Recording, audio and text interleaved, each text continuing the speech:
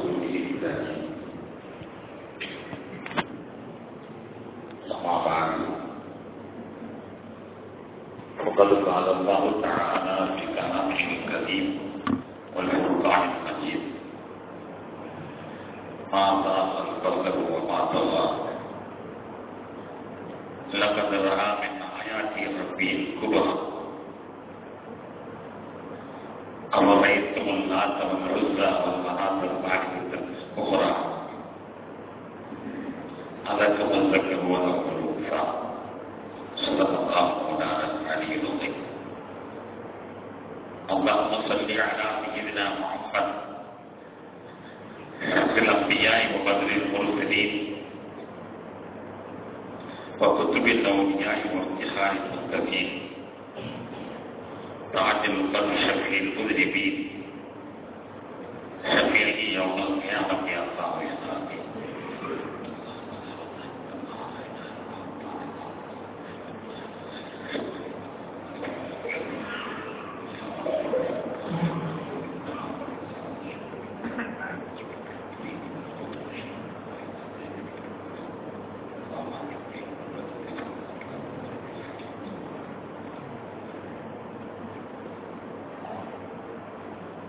சிறப்பான இந்த விழாவின் நினைவு சொற்பொழிவுக்கு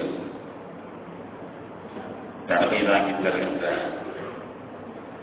இஸ்லாமிய முறைகள் கிருஷ்ணருடைய தலைவர் ஜனாப் ஆனா சீனா மோனா சம்சுத்தீன் நண்பர்களே, முன்னிலை வைத்துக் கொண்டிருக்கின்ற இஸ்லாமிய முறைகள் கிருஷ்ணருடைய நிர்வாகிகளே, ஜாமியாவுடைய பேராசிரியர் பெருமக்களே, நமது ஊருடைய பள்ளிவாசல்களின் இமாம்களே, ஜாமியாவின் மாணவர்களே, அன்பு குறித்தான பெரியோர்களே, சகோதரர்களே, தாய்மார்களே, சகோதரிகளே, அல்லாஹ் இந்த புனிதபக்தி இரவில் நம்முடைய அடியார்களுக்கு வழங்குகின்ற அனைத்து நல்வாழ்வுகளையும் உங்களுக்கும் எனக்கும் தந்தல் புரிவான.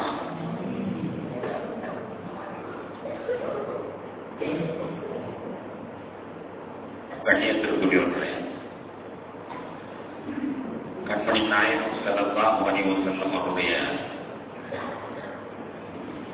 வாழ்க்கையில் நடந்த ஒரு பெரிய அதிசயத்தை இந்த சிறப்பு நாள் நினைவு கூறுகிறது.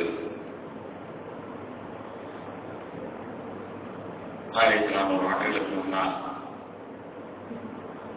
உள்ள இணைய ரஜப் மாதம் 27 தான் அவர்கள் அதிசயமான அந்த பயணத்தை மேற்கொள்ளுகிறார்கள். மேராஜ் என்றாலே இஸ்லாமிய சமுதாயங்களுக்கு அவர்களுக்கு விளக்கு சொல்ல தேவையில்லை. நபிகள் நாயகம் ஸல்லல்லாஹு அலைஹி வஸல்லம் அவர்கள் புனிதமிக்க கஅபா ஆலயத்திலிருந்து புறப்பட்டு ஜெருசலத்தில் இருக்கின்ற பைத்துல் முக்தஸ் வரை பயணம் மேற்கொண்டு பின்பு அங்கிருந்து மேற்நோக்கி சென்று 7 வாரங்களையும் கடந்து அரசிற்கு சென்று அங்கு அல்லாஹ்வை சந்தித்து வந்த திருக்காட்சி தான் மேராஜ் என்பதாக நாம் குறிப்பிடுகிறோம். இந்த இரவு பல வகையில்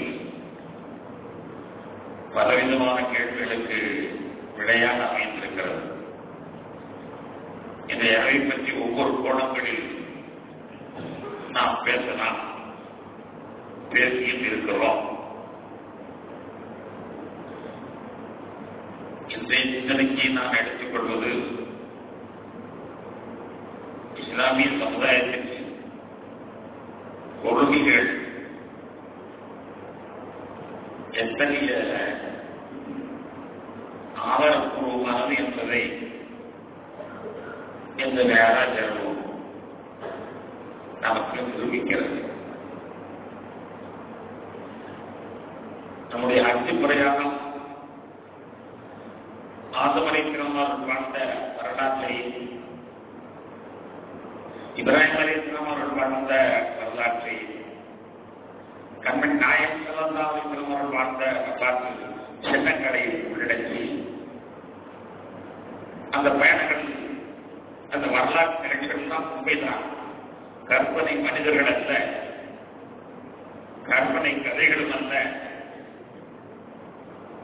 உருவகமாக நடந்தவர்கள் தான். அதற்கு இந்த இடங்கள் எல்லாம் சாட்சி என்று சாட்சியம் வைத்துக் கொண்டிருக்கிறது ஹஜ் பிரயாணம் என்றார். இந்த இஸ்லாமிய கொள்கைகள் எத்தனை வன்மை வாய்ந்தது, பலமிக்கது, ஆதாரமிக்கது என்பதை இந்த மேலாக வேணும் நியமிக்கிறது. கேட்பவர்கள் கேட்பார்கள், அல்லாஹ் இருக்கிறார் என்று சொல்கிறீர்களே, அல்லாஹ்வை நீங்கள் பார்த்திருக்கிறீர்களா? சொர்க்கம் இருக்கிறது, நரகம் இருக்கிறது என்று சொல்லுகிறீர்களே, சொர்க்கத்தை நரகத்தை நீங்கள் பார்த்திருக்கிறீர்களா? இந்த உலகத்தில் தோன்றிய தீர்க்கதரிசிகள் தான் ஒவ்வொரு வானங்களில் இருக்கிறார்கள் என்று சொல்கிறீர்களே, அதை போய் யாரும் போய் பார்த்திருக்கிறீர்களா? ஒருவரும் பார்க்கவில்லை என்றால் பரவாயில்லை, யாரால் ஒரு பட்சமாக உங்க நபியால் போய் பார்த்துக்க கூடாதா? அல்லாஹ் இருக்கிறதை அவரால் கற்று பார்த்து வரக்கூடாதா? அந்த நபியால் சொர்க்கத்தை பார்ப்போது நேரில் சாட்சி அளிக்கக்கூடாதா? நரகத்தை பார்ப்போது நேர் கட்ட காட்சியை வர்ணிக்கக்கூடாதா? அந்த வரலாற்றை போய் சந்தித்து வந்து அவங்க சொல்லக்கூடிய செய்திகள் என்ன என்பதை கேட்டு வந்து சொல்லக்கூடாதா என்பதாக குதர்க்கமான கேள்விகள் வரும்பொழுது மற்ற சமுதாயத்தவர்களெல்லாம் அவருடைய மதபக்தியில கேள்விகள் வந்தால் தலை குடித்து கொண்டு சென்று விடுவார்கள். ஆதாரம் எவற்றுக்கும் கிடையாது, வெறும் கற்பனைகள் எல்லாமே. முன்னாள் சென்றவர்களுடைய யோசனைகள். எனவே அவைகளுக்கு ஆதாரம் இல்லை என்பதோடு அவர்களெல்லாம் தயங்கி போய் சென்று விடுவார்கள். ஆனால் நாம் அப்படி இருக்க தேவையில்லை.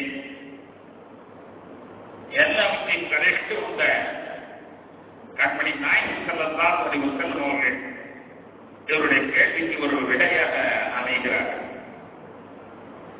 இஸ்லாமிய கொள்கைகள் உறுதியானவை என்பதற்கு விடை என்ற நிலையிலே இந்த மேராஜை பார்த்தார். ஒரு அற்புதமான நிகழ்வாக அந்த வருடத்தில் ஒரு ஆண்டில் 4 மாதமாய் கோயவிலே வேண்டி கொண்டு வந்தான். அது தோண்டி அதை கூத்தாடியை போட்டுடை தாக்கிட்டு கடவுளை சித்தரித்த ஒருவர் சொல்வார்,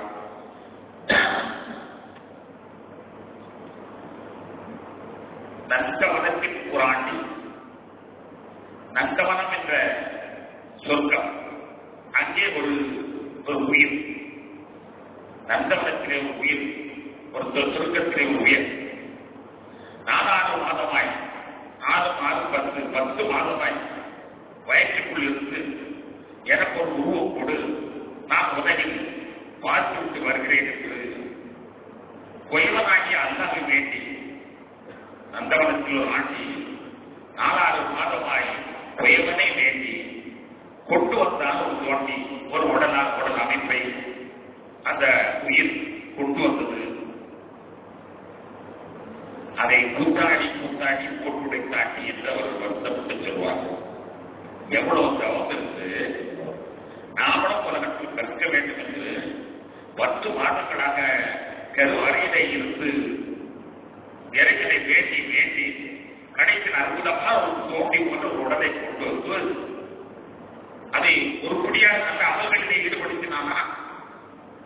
சொர்க்கத்திற்கு திரும்பவும் செல்லுகிற அளவிற்கு நிலை பெற்றதாக மாற்றினானா? இல்லை. குத்தாடி போட்டோடை தாண்டி என்று சொல்லுவார். இங்கே மந்தவனம் என்றால் சொர்க்கம். இந்த உயிர்கள் எல்லாம் எப்படி இருந்தது? நம்மிடமிருந்து பிரித்து செல்லக்கூடிய உயிர்கள் என்ன ஆகிறது? சகோதரர் சமயத்தில் சொல்வார்கள் 7 ஜென்மம் எடுக்கிறார்கள் என்று சொல்வார்கள். நம்மிடமிருந்து பிரித்து சென்ற உயிர்கள் என்ன ஆகிறது? அவர்கள் எங்கே இருக்கின்றனவா, அடித்து போயிருக்கின்றனவா? எல்லாம் புரியாத உயிர்கள். அந்த நந்தவனம் என்று சொல்லக்கூடிய சொர்க்கத்திலே இந்த ரூஹ் என்பது, உயிர் என்பது அது அழகாக ஊர்வலமாக சொர்க்கமாக நாகரிகமாக அது சுற்றி கொண்டிருக்கிறது. அப்படி சுற்றி கொண்டிருக்கிற பொழுது அப்படிப்பட்ட ரூஹியத்தான உலகத்தை பற்றி சொல்லுங்கள் என்று கேட்கிற பொழுதுதான் இங்கே நபிகள் நாயகம் ஸல்லல்லாஹு அலைஹி வஸல்லம் அவர்கள் ஒரு சிறப்பான வழிகாட்டியாக அமைகிறார்கள். நபிகள் நாயகம் ஸல்லல்லாஹு அலைஹி வஸல்லம் அவர்கள் அல்லாஹ்வை பார்க்க முடியுமா, அல்லாஹ்வை பார்க்க முடியுமா என்று கேட்டு யாராவது பார்த்து வர முடியாதா, ஏன் அதையாவது பார்த்து வந்து சொல்லக்கூடாதா என்ற கேள்விக்கு பதிலளிக்கிறார்கள். அருமை நாயகம் ஸல்லல்லாஹு அலைஹி வஸல்லம் அவர்கள் அல்லாஹ்வை சந்தித்து வந்தார். திருக்குர்ஆனிலே நாம் வாசித்த வசனத்தை அல்லாஹ் தஆலா சொல்லுவான், லக்கத் ரஆ மின் ஆயாத்தி ரப்பிகல் குப்ரா மாசால் பஸருமா கமா. அந்த அரிசிக்கு சென்ற பொழுது அந்த முகமது திரட்சியடையவில்லை. அரிசிக்கு சென்ற பொழுது அந்த முகமது திரட்சியடையவில்லை. கண்களிலே பதற்றமில்லை. லக்கத் ரஆ மின் ஆயாத்தி ரப்பிகல் குப்ரா. இறைவனுடைய மிகப்பெரிய அத்தாட்சிகளை கண்டார்கள். இறைவனையே கண்டார்கள். அதைத்தான் இங்கே இறைவனுடைய அத்தாட்சிகளை கண்டார்கள் என்று அல்லாஹ் கூறுகிறார். கூறிவிட்டு சொல்வான், அவ்வாய்த்து ஒரு நாட்டம் உஸ்தா அவன் நகாட்டம் அறிவித்திருக்கிறா. ஏப்பா நீ உங்க சாமியை பார்த்துருக்கியா? அடுத்த அல்ல கேப்பா, அப்ப நைட்டு பார்த்திருக்கிறீர்களா? நாட்டு சாமியை பார்த்திருக்கிறாயா? நம்ம நாட்டில் எல்லாம் கிருஷ்ணன் விநாயகன் என்று சொல்வோம். அரபத்தில் உள்ள சாமிகள் பெயர் லாத்து, உஸ்ஸா, மனாத்து. வந்தா கேட்கிறான், முறை சொல் நாட்டை நீ பார்த்திருக்கியா? ரசூலுல்லாஹ் பார்த்திருக்காரா? உஸ்ஸாவை நீ பார்த்திருக்கியா? இல்ல பார்க்க முடியாது, ஏன்னா கற்பனை வருவோம். ஆனா அல்லாஹ் ரசூல் பார்த்திருக்கிறாரா? மனாத்தை நீ பார்த்திருக்கியா? நாட்டை பார்த்தியா? மனத்தை பார்த்தியா? உஸ்ஸாவை பார்த்தியா? நீ ஒன்றையுமே பார்க்கல, ஆனால் எங்கள் நபி அல்லாஹ்வை கண்டு வந்தார் என்று அல்லாஹ் அற்புதமான வசனத்தின் மூலமாக என்ற ஆயத்தினுடைய உடனே அற்புதமாக எடுத்துரைக்கலாம். அல்லாஹ்வை ரசூல் பார்த்தாங்க. அல்லாஹ்வை பார்த்து வந்த ஒரு உதாரண கேள்விக்கு அல்லாஹ்வை ரசூல் பார்த்தாங்க. தன்னை நாயகம் ஸல்லல்லாஹு அலைஹி வஸல்லம் அவர்கள் பார்த்து வந்தார்கள். அந்த பயணத்திலே இன்னொரு உண்மையும் நமக்கு தெளிவாகிறது. நம்மிடமிருந்து விடைபெற்று சென்ற உயிர்கள் என்ன எல்லாரும் சொல்லியிருப்பான். அவர் எங்கே போயிட்டார்? உள்ள உச்சி எல்லாமே மறந்து எங்க போனாங்க? இந்த கேள்விக்கு மற்ற மரங்களெல்லாம் தடுமாறுகிற பொழுது அற்புதமாக இஸ்லாம் நமக்கு கூறுகிறது, எங்கிருந்து உயிர் விடைபெற்று சென்றவுடன் அதனுடைய வலிமையில் இருக்கக்கூடிய இடத்திற்கு அது செல்லுகிறது. இல்லியின் என்று ஒரு இடம், சித்தீன் என்று ஒரு இடம். இல்லியின் என்று ஒரு இடம், சித்தீன் என்று ஒரு இடம். லண்டன், ரஷ்யான்னு 2 பேர் வைத்திருக்கிறோம். அதே போல இல்லியின் என்று ஒரு இடம், சித்தீன் ஒரு இடம். இங்கிருந்து விடைபெற்று சென்றவுடன் நேரடியாக இந்த உயிர் இல்லியூனிடம் போய் தன்னை பதிவை பேரை பதிவு செய்கிறது. நல்ல ஆத்மாவாக இருந்தார். நல்ல ஆத்மாவாக இருந்தால் இல்லியூனிலே போய் பயிரை எடுத்து கொடுக்கும்.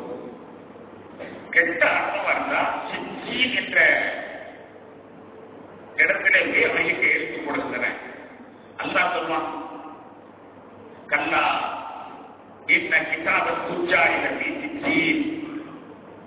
இடத்துல சொல்லுவாங்க. பாவிகளுடைய பதிவேடு புறமே சிச்சியில் இருக்கிறது.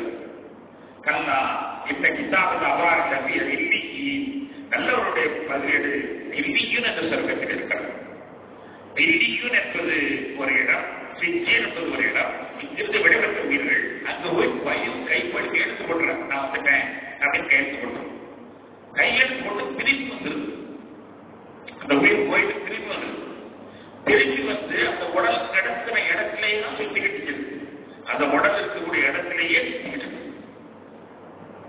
உடல் கீழே கடத்தப்பட்டிருக்கோம். வருபவர்களெல்லாம் தேம்பி தேம்பி அழுது கொண்டிருப்பார்கள். பொய்யோ முறையோ என்று கத்திக் கொண்டிருப்பார்கள். என்ன பத்தாரா நீ செத்து போனியே, நான் என்ன செய்யறேன் என்று கற்றுக் கொண்டிருப்பார்கள்.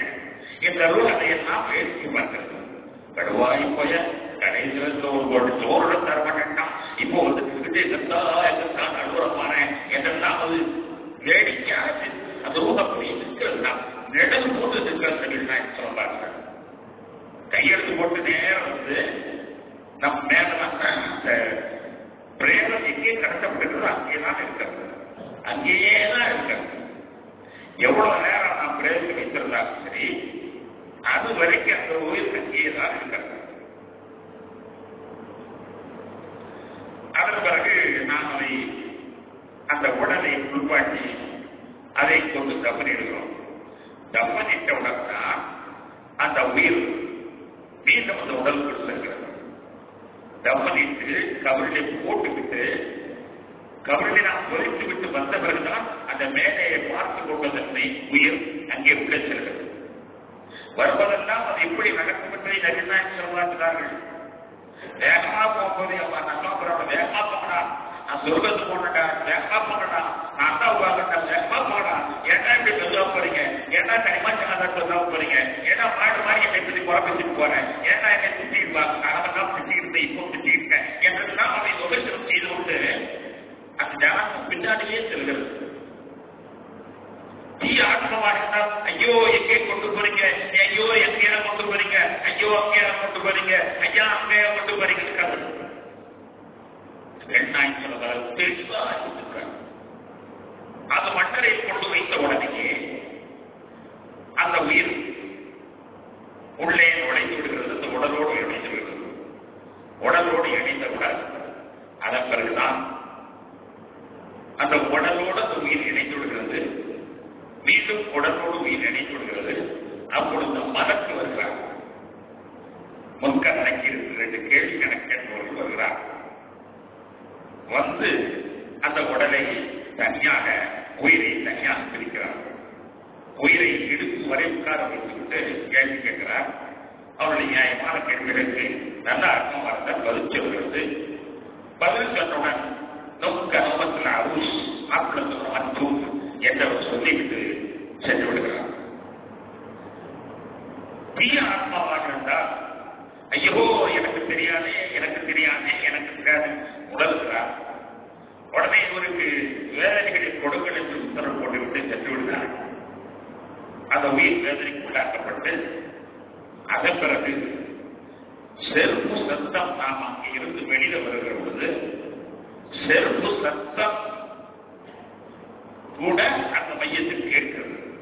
மையத்திற்காக நடந்து போறாங்க, என்ன நடந்து போறாங்க, தலைவர் நடந்து போனா அந்த செருப்பு சத்தம் காட்டி அவர் தலைவர் நடந்து போயிட்டு இருக்கிறாங்க.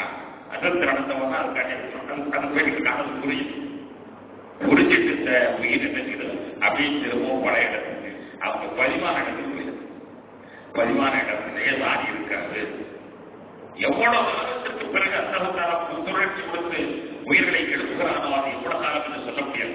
இந்த 100 வருஷமா முடியாது, சொல்ல தெரியாது. இன்னொரு 1000 வருஷமா சொல்ல தெரியாது. எத்தனை வருஷம் ஆனா தெரியும். அது வரைக்கும் இவங்களுக்கு எல்லையும் உள்ள நல்ல இடம் கொடுக்கப்பட்டிருக்கு. கெட்டவர்கள்லாம் நிச்சயம் கொடுக்கப்பட்டிருக்கு. எல்லாமே அப்படி கொண்டு போய் விட்டுறாங்க. இந்த முதல் கேள்விகளை மற்றொருக்க உமாக்கினுக்க என்ற கேள்வி நபியிலே இந்த கேள்விக்கு பதில் சொல்ல பிறகு அந்த முதல் கேள்வி கேட்டது பிறகு இவர்கள் அப்படியே திரும்பவும் பழைய இடத்துக்கு அவங்க பரிமாண இடத்துக்கு சென்று விடுகிறார். பரிமாண இடத்திலே நல்ல ஆட்காக்கள் தூரம் அப்படியே உட்கார்ந்து கதை பேசிக்கிட்டு வச்சுக்கிட்டு பொழுது போய்க்கிட்டு வந்து போய் பார்க்கிறோம், இங்க போய் பார்க்கிறோம், எல்லாரும் கூட்டிட்டு இருந்தாங்க, பார்க்கிறோம், யா போய் பார்க்கிறோமா, எல்லாமே ஆத்ம ரீதியில நல்லா சுத்தி இருக்கிறாங்க. கஷ்டப்படாத அவங்களுக்கு நல்ல சந்தோஷம். பர்சன் என்ற இடத்துக்கு சொல்றது இப்போ உயிர் இருக்கிற உயிர் எல்லாம் உயிர் நல்ல ஜாமானியா சுத்திக்கிட்டு எது வரைக்கும் சுற்றுவாங்கன்னா உலகத்துல எல்லாம் அடிச்சு எல்லாத்தையும் கிடைக்கு வந்தது பிறகுதான் நல்லா உயிர். அது வரைக்கும் ஜாலியா சுத்திக்கிட்டு நம்ம வீட்டு வர முடியுமா, வர முடியும். எங்கேயும் போக முடியுமா, போக முடியும். போகிறாங்க. இங்கே எத்தனை பேர் வந்திருக்கிறாங்க, எத்தனை பேர் போயிருக்காங்க தெரியாது. நல்ல பூரா நல்லா அழகா சுத்திக்கிட்டு நாங்க எங்கேயோ போயிட்டு ஜாலியா அவங்க பொழுது போயிட்டு நம்ம தப்பு செஞ்சா அவங்களுக்கு தெரியுது. படுவா இப்பயே நான் போயிட்டு உடனே தப்பு பண்ணிக்கிறானே என்று வருத்தப்படுறாங்க. வருத்தப்பட்டு மட்டும் கொண்டு சொல்ல போயிடுறாங்க. நல்லது செய்யும் பொழுது பரவாயில்ல நல்லா வாங்கலாம் என்று சந்தோஷப்படுறாங்க. ஆனா நம்ம வீர சுழத்திற்கு எடுத்துக்கிட்டா இந்த வீர சுழத்தில் யார் யாரெல்லாம் மட்டும் போயிருக்கிறார்களோ அத்தனை பேரும் செஞ்சுக்கிட்டு ஆதாரம் என்ன என்று கேட்டால் கண்மணி நாயக் ஸல்லல்லாஹு அலைஹி வஸல்லம் அவர்கள் மேராஜுக்கு போகிற பொழுது நபிகள் நாயக் ஸல்லல்லாஹு அலைஹி வஸல்லம் 1,24,000 நபிமார்களை சந்தித்திருக்கிறார்கள். நபிமார்கள் இறந்தவங்க, இறந்தவங்க, முசாரிக்கெல்லாம் இறந்த, ஈசாரிக்கெல்லாம் இறந்த, நோனிக்கெல்லாம் இறந்த, பிரகலாம் இறந்த, எல்லா நபிமார்களும் இறந்துருச்சு. இறந்த ஆத்மாக்கள் ரசூலுல்லாஹ் தந்திருக்காங்க. அர்த்தம் அந்த அந்த சிந்திக்கிற எங்கேயும் இருக்கக்கூடிய நல்ல மனிதர்கள் இந்த நபிமார்கள் தான் ரசூலுல்லாஹ் போய் பார்த்துருவோம், ரசூலுல்லாஹ் வயிற்று கொடுத்துட்டு வந்துருக்காங்க பார்த்துருவோம், ரசூலுல்லாஹ் வயிற்று கொடுத்துட்டு வந்துருக்காங்க பார்த்துருவோம், எல்லாமே வந்து விடுறாங்க. 1,24,000 நபர்களும் அங்கே அபிதானமாக பெருமாள் சந்தித்திருக்கிறார். நீங்க நான் அடிக்கடி சொல்வது நம்ம பெரிய ஒரு தைரியம் பேசுறோம், பெரிய தைரியம் பேசுறோம், நான் எல்லாமே உண்டா என்னை மிஞ்சின உண்டா எல்லாம் பேசுறோம். ஆனா ஒரு பேயை பார்க்கணும்னா சக்தி இருக்கா? ஒரு பேயை பார்க்கறதுக்கு நம்மகிட்ட சக்தி இருக்கா? ஒரே ஒரு பேயை மட்டும் ரொம்ப பேச்சுதான் பெருசு என்ன எல்லாம் சொல்றேன். ஒரு பேயை கூட நம்மளால பார்க்க முடியாது. ஒரு கதவுக்கு சொல்ல பழக்கம், கதவுல வச்சாச்சு வச்சு அந்த நல்ல மனுஷனுக்கு நீ சொர்க்கத்துக்கு போய் சொர்க்கத்தில் இரு அப்படின்னு சொல்ல முடியும். இந்த சொர்க்கத்தில் இரு என்று கொடுக்கிறது உண்மைதான்ங்கிறத அதையும் அல்லா போறாங்க, ஒன்று கூட போறாங்க சொல்லாம இல்லை. ஒரு இடத்துல சொல்லி காட்டலாம், கீழே சூழ்நிலை சொர்க்கத்துக்கு போப்பான்னு சொல்லி அந்த ஆத்மாட்ட சொல்லப்படுகிறது. சமாஜதான்னு சொல்லக்கூடிய யாசின வரக்கூடிய ஒரு வார்த்தை கீழே சூழ்நிலை சொர்க்கத்துக்கு போப்பான்னு அந்த ஆத்மாட்ட சொல்லப்படுது. அவர் சொல்லப்படும் பொழுது நாங்க அந்த ஆத்மா சொல்லுது, யாரைத்த கௌமிய நான் ஒரு தடவை போய் என் கூட்ட சொல்லிட்டு வந்துடுறேன், நான் நல்லா இருக்கேன்னு சொல்லுங்க, ஒன்றும் சொல்ல மாட்டேன், நல்லா இருக்கேன்னு சொல்லுங்க. காரை யாரைத்த கௌமிய என்னுடைய மக்களுக்கு பற்றி தெரிய வேண்டுமே, எனவே நான் போய் கூட்டு வந்துடுறேன்னு சொல்லி ஆத்மா சொல்லுது என்பதை அந்த குரானே சொல்லலாம். அந்த உயிர் இருக்குது, அது சொல்லுது, நான் ஊருக்கு ஒரு தடவை போயிட்டு வந்துடுறேன். மரக்சனாரு போவாத, செருப்படி வாங்கிட்டு வருவ, நீ போகாத செருப்படி வாங்கிட்டு வருவ. இல்ல நான் போய் நல்லா சொல்றேன் வைத்து மாட்டேன். நீங்க எனக்கு இன்னைக்கு 1000 வரப்பாருங்க, நல்லா எனக்கு சொல்லுங்க, நல்லா எனக்கு சொல்லுங்க, இதை நல்ல செய்தி மட்டும் சொல்லுங்க. போகாத செருப்படி விடுவேன் திரும்பவும் மரக்கு சொல்லி பார்க்கிறார். எந்த மற்ற ஒரே ஒரு மனுஷன் கற்பனை கொண்ட ஒரு மனுஷன் அந்த மனுஷன் மட்டும் உத்தரவுதான் திரும்பி பார்க்கலாம். பார்க்கிறான் அந்த மனுஷனே அவன் ஓட்டுக்கு தான் வரணும். அவன் ஓட்டுக்கு வந்து கதவை தட்டுறான். கதவை தட்டுறான், அவன் பார்த்துட்டு என் கற்பனை பேயாமதான் இருக்கான். என் கற்பனை நல்ல செய்தி சொல்ல வந்திருக்காரு, நம்ம வாய்ப்பு வராது. என்ன சொல்லுவாங்க, கற்பனை பேயாம செத்து நான் அடைச்சுங்க பட்டுக்கூட போட்டு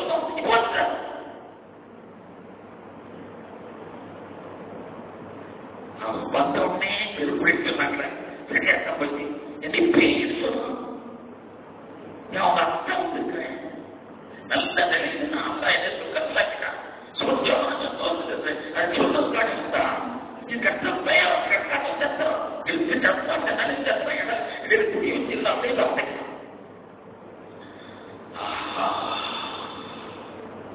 தெரியாம வந்து தப்பு வச்சேன் புரிஞ்சு வச்சு சரி பள்ளியா வீட்டுல தான் எப்படி வரவேற்பு இல்லை நான் பள்ளியாசத்தில் பார்க்கணும் பள்ளியாசத்தில் பார்க்கணும் எப்பவும் வஜருக்கு கதவை திறக்க வந்து போயினாரு பள்ளியாசலுக்குள்ள பார்க்கிறாரு. நேற்று நம்ம பொருத்தி கரிமாச்சா யாயத்து நப்சுல் முத்மைனா இர்ஜீலா ரப்பிகி ராமியல்லம் பத்தியா வதுகுதி விரிவாதி வதுகுதி ஜன்னத்தி நான் தண்ணி ஊத்திட்டு வந்தேன் ஒரு குடம் தண்ணீரை ஊத்திட்டு வந்தேன் இப்போ பேயம் நப்சு பார்த்துட்டாங்க உடனடிச்சு ஓடுறாங்க புத்தகி என்னங்க அந்த பேயம் என் கற்பனை அல்ல உண்மை நடக்க பேயம்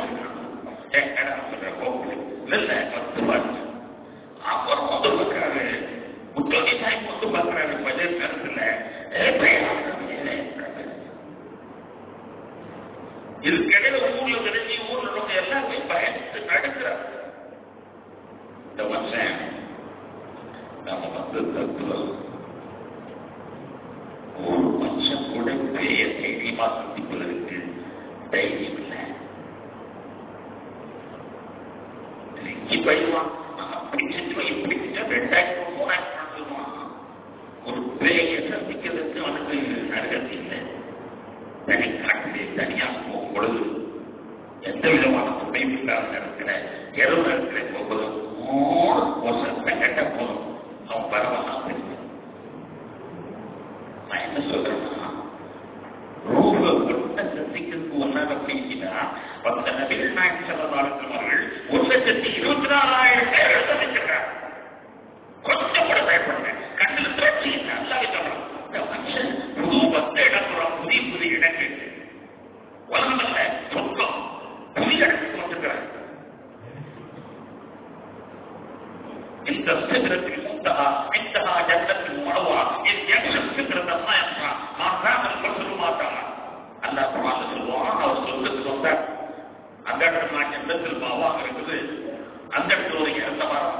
அந்த இறந்த மரத்துல எத்தனையோ விதமான வட்ட விதமான கலர்கள் தெரிஞ்சு அந்த நேரத்திலே முகமது வேறல 1,24,000 நண்பர்களை பார்த்து குசலம் விசாரித்தார்கள்.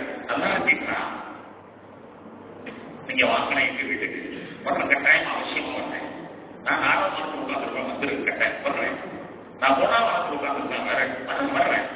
எல்லாத்துக்கும் சாப்பிட்டு போறேன். பயப்படல ஒரு ஆத்மா கூட படைப்படல.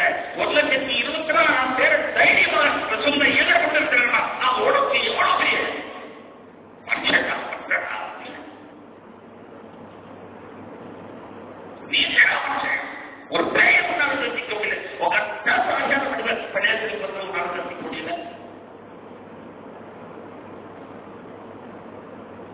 நபிகள் நாயகம் ஸல்லல்லாஹு அலைஹி அவர்கள் 1,24,000 பேர்களை சந்திக்கிறார். சந்தித்து எல்லாருமே போய் பைத்துல் முக்தஸ் என்ற பள்ளிவாசல்ல தொழுகை நடத்துகிறார். எனக்கு ஹதீஸ்கள் நல்லா இந்த சம்பந்தமான ஹதீஸ்கள் 45 ரிவாயத்துகள் 45 சஹாபிகள் ரிவாயக்கிறார்கள். மற்ற ஆயத்துகள் எல்லாம் போறல, மற்ற ஹதீஸ்கள் எல்லாம் போறல. இந்த வரலாற்று நிகழ்ச்சிகள் மேராஜுக்கு சம்பந்தமாக 45 சஹாபாக்கள் ரிவாயக்கிறார்கள். அவ்வளவு தரமிக்க செய்தி. ஒரு ஆள் சொல்லல, 2 பேர் சொல்லல, 3 பேர் சொல்லல, 4 பேர் சொல்லல, 45 பேர் மேராஜ் சம்பந்தமான செய்திகளை அறிவித்தார்.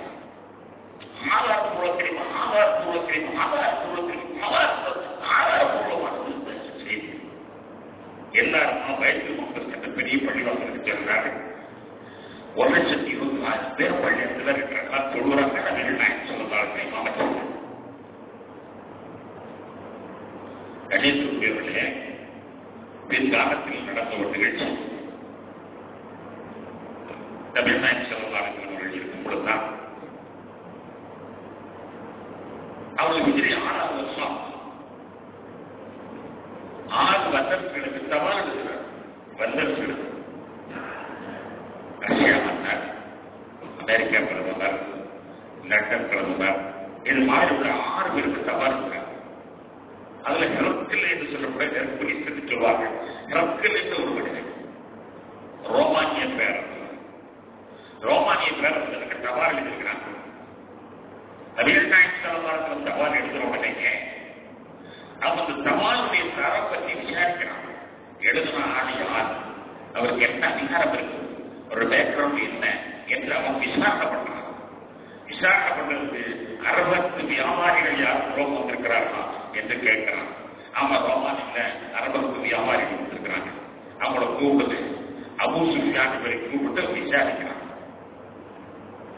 முகம்மது வந்திருக்கிறதா? ஆமா இருக்கிறார். தாப்பரா பேர், தந்தை பேர் எல்லாம் சரியாகி என்ன அவர் வாழ்க்கையில் பொய் சொல்லிருக்காரு, என்ன அவர் பொய் சொல்லுங்க கேட்ட கேட்கலாம் ஒழுங்கா சொல்லிச்சு. ஆனால் அவர் இஸ்லாத்தை ஏற்றுக்கொள்ள. நான் வந்து விசாரித்த மனிதர் அரபி மக்கள், நான் இஸ்லாத்தை ஏற்றுக்கொள்ள. அப்ப அந்த அபூ சுஃபியான் சொல்றாரு, என்ன செஞ்சாங்க, இந்த ஆளு ராத்திரியோட ராத்திரியா மக்காவில் இருந்து புறப்பட்டு பைபிள் முடிச்சுட்டு போயிட்டு வந்தான்னு சொல்றான். அதை மட்டும் நம்ப முடியல அப்படின்னு ஒரு இக்கர் நடக்கிறாங்க.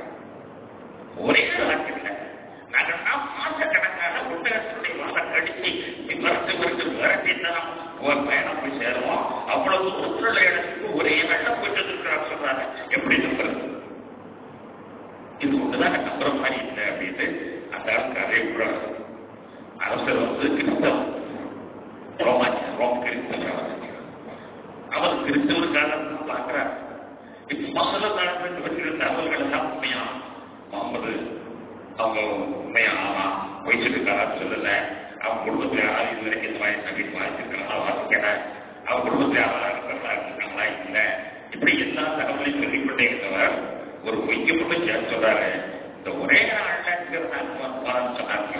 அது மட்டும் எங்களை நம்ப முடியல. நம்ப முடியும் சொல்லிக்கிட்டு இருக்கும் போதே ஆதாரபூர்வமாக ஒரு கடிதம் பதிவு செய்திருக்கிறது. அங்க அரசன் பக்கத்தில் இருந்து ஒருத்தர், அவர் யாருன்னா பைபிள் மக்களுடைய காவல் கதவை மூடக்கூடிய காவல்காரர். பைபிள் மக்களுடைய கதவை மூடக்கூடிய காவல்காரர். அந்த காவல்காரர் சொல்றாரு, இல்ல அந்த முகமது பைபிள் மக்களுக்கு வந்தது உண்மை, பைபிள் மக்களுக்கு முகமது வந்தது உண்மை. எப்படிப்பா உனக்கு தெரியும்? நான் தான் பள்ளிவாசலுடைய கதவை கூட்டுறேன், பள்ளிவாசலுடைய கதவை திறக்கிறதும் நான் தான். பைபிள் மக்கள் பெரிய பள்ளியாங்க, அந்த பெரிய பள்ளியாசலுடைய கதவை திறக்கிறது கூட்டுறது நான் தான். ஒரு நாடகத்துல நான் கதவை அடைச்சு பார்க்கிறேன், ஒரு கதவை அடைக்க முடியல. என்னச்சுதான் அடைக்க முடியலன்னு எனக்கு தெரியல. கதவை அடைச்சு பார்க்கிறேன், கதவை அடைக்கவே முடியல. ஒரு வழி இல்லை, என்ன செய்யறதுக்கு தெரியல. எனக்கு வீட்டுக்கு போனோம், அவசரம் பார்த்துட்டு நான் பாட்டு கதவை திறந்து போட்டே போயிட்டேன். கதவை திறந்து போயிட்டே போயிட்டேன். காலையில கதவு மூன்றதுக்கான கடவை திறக்கும்போது வரும்போது பார்த்தா பள்ளிவாசலுக்குள்ள என்ன பல பேர் வந்த காலடி பூரா பதிவு பூராமே முசல்லா கரைந்திருக்கிறது, காற்பட்டு கரைந்திருக்கிறது. ஒரு லட்சக்கணக்கான மக்கள் வந்து கொடுக்கிறது அந்த பள்ளியாசலுக்குள்ள. ஏன்னா ஆள் வந்து குப்பை குளமும் கணக்கு செய்யும். ஆள் வந்து கடையாளம் தெரியும் உள்ள ஆள் இல்லைன்னா சுத்தமா இருக்கும். ஆள் வந்ததற்கான அறிகுறி தெரிஞ்சது. என்னுடைய கணிப்பு லட்சக்கணக்கான பேர் வந்திருக்கிறது. எனக்கு நான் அன்னைக்கு கணிப்பேன் உண்மை. இந்த முகமது சொல்றது உண்மை. அவர் பக்கம் வைத்தியனுக்கு போயிருக்காரு. அவர் போகும்போது எல்லாருமே சேர்ந்து தொழுதுருக்காங்க. அதனாலதான் பள்ளிவாசல விருப்பி நான் கருத்திருச்சு. இது உண்மை தடுத்தி பண்ணி அடிச்சு சொல்றேன். புகாரில் அந்த பேட்டி பதிவு செய்யப்பட்டிருக்கிறது. அந்த ஹெர்குல் மன்னனுடைய பொறுப்பில் ஹெர்குலிஸ் மன்னனுடைய பேட்டி, அபூ சுஃபியான் எடுத்த பேட்டி புகாரி கிதாபுல முதல் பாடத்தான் வந்து கொண்டிருக்கிறது. நான் எதை சொல்கிறேன் என்றால், ஆத்மாக்களையும் பார்த்தார்கள். நாம் நல்லா புரிந்து கொள்ளுங்கள். நம்மிடமிருந்து ஆத்மாக்கள் உயிர் இல்லாமே எல்லாமே பத்திரமா ஒரு இடத்துல இருக்கிறார். ஒரே இடத்துல இருக்கிறார். ஒரு இடம்னா பெரிய உலகம், அங்கதான் இருக்கிறார். அவங்களுக்கு கடமைகள் தொழுகிற நோம்பு கடமை எதுவுமே கிடையாது. அவங்களுக்கு சாப்பாடு தண்ணி அதுவும் தேவைப்படாது. வெறும் உயிராகவே இருந்தார். நபிகள் நாயகம் ஸல்லல்லாஹு அலைஹி வஸல்லம் ஏற்கனவே சொல்வார்கள், ரூஹெல்லாம் ஒரு காலத்தில் எல்லாமே உயிராகவே இருந்தன. அப்பொழுது எவைகளெல்லாம் பழகியதோ அவைகள் இங்கே வந்து பழகின்றன.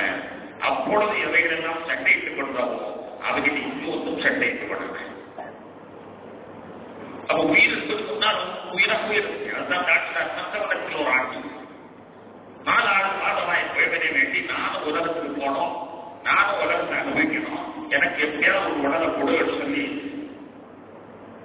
இறைவனிடத்துல வேண்டி பிறந்த உயிர் என்று அவர் சொல்வார். ஆக அருமை நாயகம் ஸல்லல்லாஹு அலைஹி வஸல்லம் அவர்கள் அத்தனை உயிர்களையும் செலுத்தார்கள். உயிர்கள் எங்கே இருக்கின்ற கேள்விக்கு இஸ்லாம் அற்புதமாக பெருமானார் ஸல்லல்லாஹு அலைஹி வஸல்லம் அவருடைய வரலாற்றை கொண்டு நமக்கு காட்சி வருகிறது. எல்லா உயிர்களும் பத்திரமா இருக்கின்றன.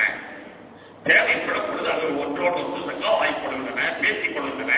இங்கிருந்து அங்கேயும் அங்கிருந்து இங்கேயும் உலகெல்லாம் போறதற்கு அவர்களுக்கு வாய்ப்பு இருக்கிறது. பறந்து போயிட்டே சொல்கிறார். தண்ணி கிடையாது, குடிப்பதற்கு சாப்பாடு வேண்டியதில்லை, அவங்களுக்கு உடம்பு எடுக்க போறதில்லை, உடம்பு கிடையாது. எனவே எங்க வேண்டாம் பழகம். இப்ப எல்லாருமே அல்லாவுடைய நாட்டத்தான ஆர்வம் என்று அதற்கு பேர் சொல்வார்கள். அந்த பருத்தக இந்த உலகத்தில் இல்லியூன் என்ற இடத்தில் பதிவு செய்யப்பட்டு அவர்கள் எல்லாருமே பத்திரமாக இருக்கிறார். இவர்களும் பத்திரமாக இருக்கிறார்கள். ஆனால் அவர்கள் நடக்கப் போகிற வேதனையை நடத்தி அழுதுகொண்டே இருப்பார்கள், ஒப்பந்தம் பண்ணிக்கொண்டே இருப்பார். பின்னால் மூலம் நரகம் போகிறோங்கிறத அவர்கள் தெரிந்து அழுதுகொண்டே இருப்பார்கள். தெரிந்து கொண்டே அவர்கள் அழுதுகொண்டே இருப்பதனால் அவர்களால் வெளியில் வரமாட்டார். கெட்ட ஆத்மாக்கள் எங்கேயுமே வராங்க. நல்ல ஆத்மாக்கள் எல்லா இடத்திலும் வருவார்கள், போவார்கள். கணேசக்குரியவர்களே, இந்த அற்புதமான ஒரு பதில்களை இந்த அழகாக நமக்கு விளக்கிக் கொண்டிருக்கிறது. நபிகள் நாயகம் ஸல்லல்லாஹு அலைஹி வஸல்லம் அவர்கள் எந்த இடத்துல ஒட்டகத்தை கட்டி வச்சிருந்தார்களோ, அவர்கள் போன குரான் என்ற குதிரையை கட்டி வச்சிருந்தாங்களோ அந்த இடம் கூட இன்னும் இருக்கிறது. பைபிள் மக்களுக்கு சுற்றுலா போன பொழுது பார்க்க முடிந்தது. அந்த இடம் ஊரு மேல தெற்கல் உயர ஊர் கொள்ளமா போயிடும். தெற்கல் உயர ஊர் கொள்ளமா போயிடும் மாதிரி அந்த பள்ளிவாசல் அவங்க கட்டின தூண ரொம்ப பள்ளிவாசலுக்கு கீழே போயிடுச்சு. அந்த நெப்பாக்கள் எல்லாம் தொழுத பள்ளியாசல் பூமி கீழே போயிடுச்சு. அதுக்கு மேல அதே போல ஒரு பள்ளிவாசல் இப்ப கட்டி வச்சுக்கிறாங்க. இப்ப நம்ம பார்க்கறது நெப்பாக்கள் தொழுத பள்ளிவாசல் அல்ல. இப்ப போய் பார்க்க போனாலும் நெப்பாக்களுடைய பள்ளிவாசல் அல்ல. நெப்பாக்களுடைய பள்ளிவாசல் அப்படியே மண்டபம் பொங்கி விட்டாங்க. நான் போய் போனேன். சிரமாசல் கட்ட பள்ளிவாசல், நெப்பாக்களும் தொழுத பள்ளிவாசல் எல்லாமே பூமி கீழே உயரமாயிடுச்சு. ஊர் உயரமான உடனேயே இவைகளெல்லாம் பள்ளமாயிடுச்சு. அதுக்கு மேல ஒரு பள்ளிவாசல் கட்டியிருக்கிறாங்க. அதான் இவர்கள் வைத்துக் கொண்டு கொண்டிருக்கிறது. கண்மணி நாயகம் ஸல்லல்லாஹு அலைஹி வஸல்லம் அவர்கள் அற்புதமான இந்த பயணத்தை மேற்கொண்டார்கள். நான் போன சிம்மாவில் கூட கேள்வி கேட்டிருக்கிறேன். அருமை நாயகம் ஸல்லல்லாஹு அலைஹி வஸல்லம் அவர்கள் மக்காவிலிருந்து புறப்பட்டு பைத்துல் மக்தூஸ் சென்றார்கள்.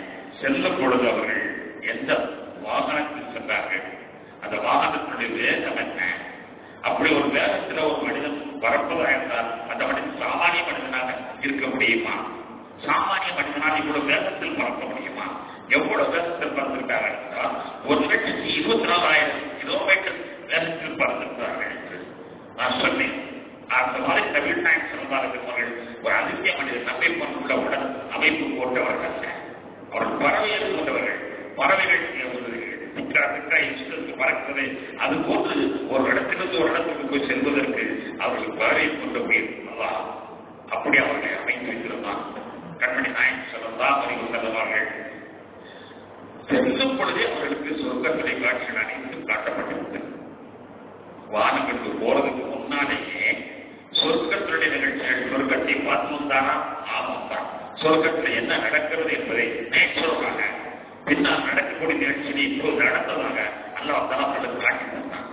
சொர்க்கத்தையும் காட்டி தந்தான், நரகத்தையும் காட்டி தந்தான்.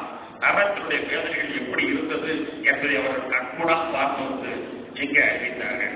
சொர்க்கத்தில் யார் யாரெல்லாம் கண்டார்கள் என்பதை பற்றிய விளக்கங்கள் எல்லாம் ஹதீஸில் நமக்கு தெளிவாக சொல்லித் தரப்படுகிறது. அற்புதமான இந்த நேர பயணம் இஸ்லாமிய தத்துவங்கள் அனைத்தும் உண்மை என்பதை அது நிரூபிப்பதை நாம் பார்க்க வேண்டும். அருமை நாயகம் ஸல்லல்லாஹு அலைஹி வஸல்லம் அவர்கள் அப்படி செல்லுகிற பொழுது சையதுனா இப்ராஹிம் அலைஹிஸ்ஸலாம் அவர்களை சந்தித்தது ஹதீஸ்களில் தெளிவாக ஆக்கப்படுகிறது. இப்ராஹிம் அலைஹிஸ்ஸலாம் சொல்றார்கள், உங்களுடைய உம்மத்துகளுக்கு போய் சொல்லுங்க, சொர்க்கம் மரம் இல்லாத பொட்டல் வெளிகளாகத்தான் இருக்கிறது. அதுல வேண்டுமானால் நீங்கள் மரம் நட்டுக் கொள்ளுங்கள். உங்கள் உம்மத்துகளுக்கு சொல்லுங்கள் சொல்லிக்கிறது தேதி. மரம் வேண்டுமானால் நீங்கள் அங்கே நட்டுக் கொள்ளுங்கள். உங்களுக்கான ஒரு இடத்துல ஒரு மரம் நட்டுக் கொள்ளுங்கள். என்ன மரம்? நாலாம் கலிமாவை நீங்கள் ஒரு இதை சொன்னால் அங்கே ஒரு மரம் நட்டப்படுகிறது. லா இலாஹ இல்லல்லாஹ் வஹ்தஹு லா ஷரீக லஹு லஹுல் முல்கு வ லஹுல் ஹம்து யுஹ்யி வ யுமீத்து பியதிஹில் கைர் வ அலா குல்லி ஷைஇன் கதீர். இந்த கலிமாவை நீங்கள் சொல்லுவீர்களா, உங்களுக்கு அங்கே ஒரு மரம் நட்டப்படுகிறது. இப்ராஹிம் அலைஹிஸ்ஸலாம் செய்யும் சென்றது. அதே மாதிரி ஆதம் அலைஹிஸ்ஸலாம் எங்களுடைய உம்மத்துகளுக்கெல்லாம் சலாம் சொல்லுங்கள், என்னை பற்றி அவர் குறைத்து மதிப்பிட வேண்டாம், அல்லாஹ்வுடைய நாட்டம், அதனால் தான் நான் தவறு செய்திருந்தேன், என்னை நீங்கள் குறைத்து மதிப்பிட வேண்டாம், நான் தப்பு செஞ்சுட்டேன், அதனால தான் எல்லாரும் பூமிக்கு வந்த மாதிரி ஆய்வுபடுத்தி என்னை நினைத்துக் கொண்டிருக்கிறார்கள். நான் தப்பு செய்ய வேண்டும் என்பது அல்லாஹ்வுடைய நாட்டம், அதனால நான் தப்பு செஞ்சேன், அதனால என்னுடைய பேசி யாரும் குறை செய்ய வேண்டாம் என்றீர்கள். உங்கள் உம்மத்துக்கு போய் சொல்லுங்கள் என்று நபிகள் நாயகம் ஸல்லல்லாஹு அலைஹி வஸல்லம் இடத்துல ஒவ்வொருத்தருடைய தூதர் இருக்கிறார். அருமை நாயகம் ஸல்லல்லாஹு அலைஹி வஸல்லம் அவர்கள் ஒரு ஆசிரியர் வாகனத்தின் மூலமாக மக்காவிலிருந்து பைத்துல் முக்தஸ் வரை சென்றார்கள். அதன் பிறகு புராத்தமானத்தில் கட்டி போடப்பட்டுள்ளது. ஒரு தூண்ல ஓட்ட போட்ட இப்ராஹிம் கூட வந்தவங்க அந்த தூண்ல ஒரு கையை கொண்டு குத்துறாங்க, ஓட்டை வந்தது, அந்த ஓட்டையில கட்டி போட்டுட்டு அதுக்கு பிறகுதான் ரசூல்லா மேலே போறாங்க. ரசூல்லா எந்த இடத்தில் மேலே சென்றார்கள் என்பதற்கு அறிகுறியாக இப்பொழுது பைத்துல் முக்தஸுடைய இந்த குப்பா இருக்கிறது. அந்த குப்பாவில் ஒரு பாறை உள்ளே நுழைந்தா ஒரு பாறை, அந்த பாறையில் தான் நம்ம என்ன சொல்லலாம் மேலே. அதுக்கு மேல அவங்க போகும்போது எஸ்கலேட்டர் போட்டு ஏற்றிட்டு வேண்டிதான் அதை நம்ம அப்படியே லிப்ட் பண்ணும், அதை அப்படியே மேல கொண்டு லிப்ட் அவர்களை கொண்டு சென்றது 1வது வாரம் வரைக்கும்.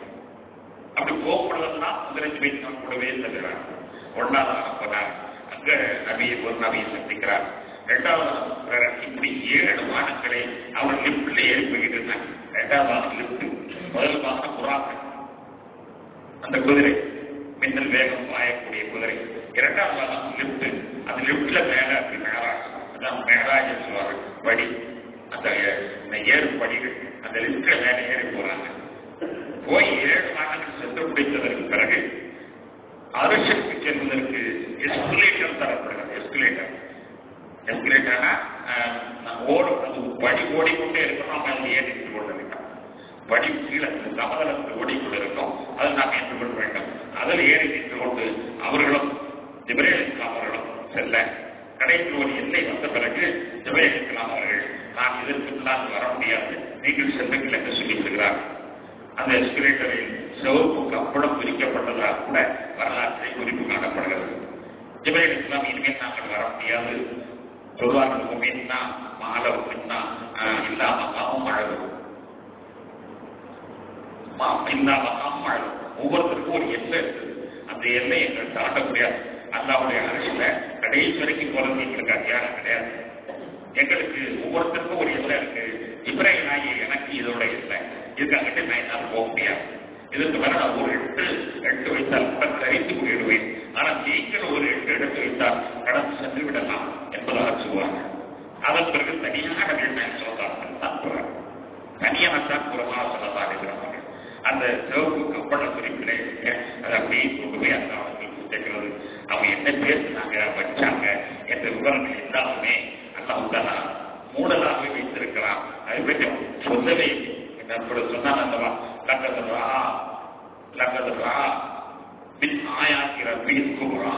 இறைவனுடைய பெரிய பெரிய அத்தாட்சிகளை அவர் பார்த்தார், பெரிய பெரிய அத்தாட்சிகளை பார்த்தார் என்பதாக மட்டும்தான் சொல்கிறார். என்னென்ன அத்தாட்சிகளுக்கு காணப்பட்டது, என்ன பேசப்பட்டது என்பதை சொல்லவில்லை. என்ன பேசப்பட்டது என்பதை காட்டுவது அவர் அடியாருக்கு பேச வேண்டிய செய்திகளை பேசினார், அடியாருக்கு சொல்ல வேண்டிய செய்திகளை சொன்னார் என்பதாக இந்த பேசப்பட்ட செய்திகளும் அங்கே நமக்கு அமைதியான வெளிப்படுத்தி காட்டப்படவில்லை. அங்கே பார்த்த காட்சிகளும் வெளிப்படுத்தி காட்டப்படவில்லை.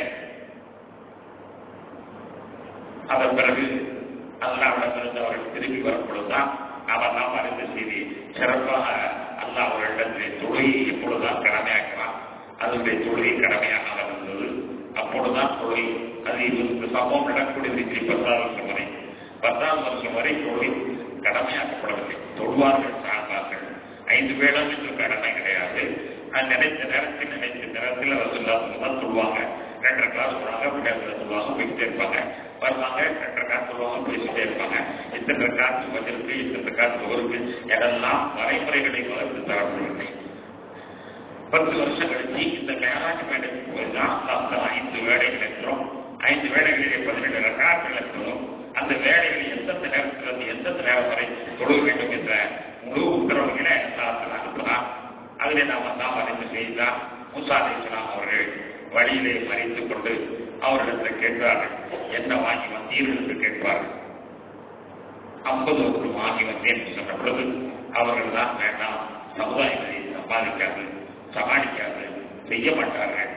எனவே 5 அவர்களால் சமாளிக்க முடியாது, 50 சமாளிக்க போகிறார்கள் என்று சொல்லி திரும்ப அவர்களை அல்லாஹ் அது கிட்டத்தட்ட அந்த பயணம் மட்டும் 9 தடவை திரும்ப நபிகள் நாயகம் ஸல்லல்லாஹு அலைஹி வஸல்லம் போய் கேட்டு கடைசியில் அதை 5ஆக குறைக்கப்பட்டு அந்த 5 கடமைக்கு பேருக்கு தான் 5, ஆனால் 50 நன்மைகளும் அதில் அல்லாஹ் தருவதாக கிடைத்தான். எனவே இந்த சிறப்பான இரவு என்பது தொழுகை நமக்கு கடமையாக்கப்பட்ட நாள், தொழுகை கடமையாக்கப்பட்ட நாள், தொழுகை அல்லாஹ் நமக்கு இபாதத்தாக கொடுத்த ஒரு நாள், அற்புதமான நாள். எனவே இந்த நாளில நாம் அதிகமான மக்களிடத்தில் அதிகமான அளவிற்கு நாம் தொழுவோம். அதிகமான அளவிற்கு நாம் மீது கடமையான தொழுகைகளை நாம் தொழுது கொள்ள வேண்டும்.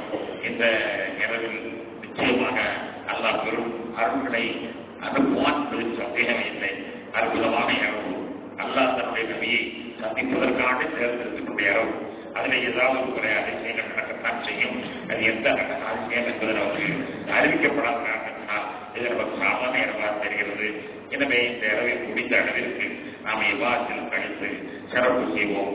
அல்லாஹ் நம் அனைவரிடையே அவனுடைய மையடியாக ஆட்சி தந்திர புரிவானாக என்று கூறி விடைபெறுகிறேன். வாஹிருதாவான அல்ஹம்துலில்லாஹி ரப்பில் ஆலமீன். அஸ்ஸலாமு அலைக்கும் வரஹ்மத்துல்லாஹி வபரகாத்துஹு. சிறப்பான இரவுக்காக நன்றி சொல்ல ஓதி நாம் ஈசா துஆ أعوذ بالله من الشيطان الرجيم. بسم الله الرحمن الرحيم. الحمد لله رب العالمين الرحمن